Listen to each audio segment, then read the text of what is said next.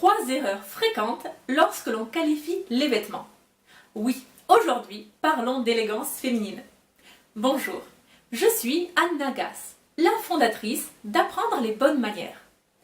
Dans cette vidéo, 3 points très rapides pour le vocabulaire lorsque l'on parle des vêtements. Alors, première chose, lorsque je parcours les sites de vente en ligne, par exemple des sites où des femmes revendent leurs vêtements, enfin des femmes ou des hommes. Bon. Alors, dans la catégorie jupe, genoux, je trouve énormément de mini-jupes. Très chère lady, sachez bien, une jupe qui arrive au genou signifie ce que ça signifie. On est à 2-3 cm au-dessus du genou ou à 2-3 cm en dessous du genou. À ce moment-là, dans ce second cas, cela s'appelle une jupe midi. C'est le modèle de jupe le plus élégant qui soit. À condition, bien sûr, que ce ne soit pas une jupe crayon, donc une jupe moulante, non. Une jupe de type sur le modèle ballerine, mais sauf que les jupes ballerines s'arrêtent à la moitié des cuisses. Comme une jupe ballerine, mais qui descend jusqu'au genou. Bon, donc jupe midi. Jupe midi ne signifie... jupe genou ne signifie absolument pas des mini-jupes. Donc attention dans la classification. Deuxième remarque.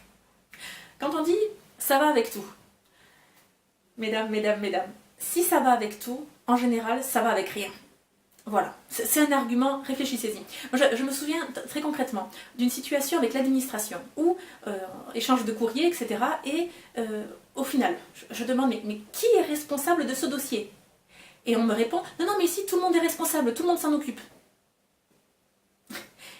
Non, si tout le monde s'en occupe, ça veut dire que personne ne s'en occupe. Si tout le monde est responsable, ça veut dire qu'il n'y a pas de responsable. La responsabilité est totalement diluée. Voilà. C'est le problème de nombre d'administrations. Pas de responsable, et ben voilà, pas de résultat. Bref, même chose. Lorsqu'on dit « ça va avec tout », non, vous savez, non, si ça va avec tout, c'est qu'il y a un problème. Rien ne va avec tout. Ni un jean, ni une veste noire, non. Ça va avec un panel probablement large de vêtements ou d'accessoires, mais ça ne peut pas aller avec tout. Sinon, ne faites pas le choix de cet objet ou de ce vêtement. Ok.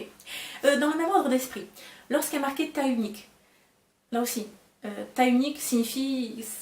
Ça ne signifie pas ça va à tout le monde. Non, ça signifie ça va à personne.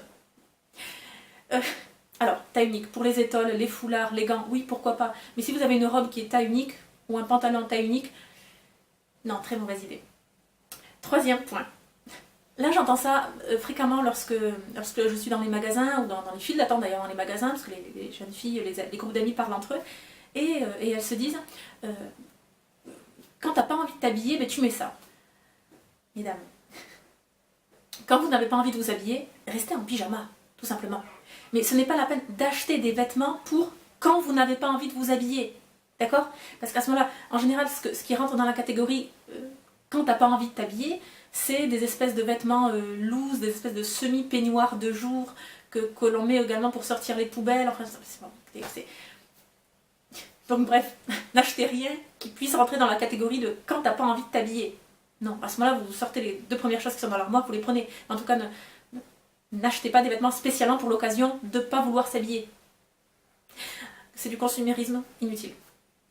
Bien, allez, pour plus d'informations sur l'élégance féminine, je vous renvoie au site Apprendre les bonnes manières. Vous y trouverez également le guide des mondanités, sous-titré « 7 leçons de savoir-vivre pour briller en société ». C'est gratuit et instantané. Je vous retrouve prochainement pour une nouvelle vidéo. Et d'ici là, n'oubliez pas, la bienséance fait la différence.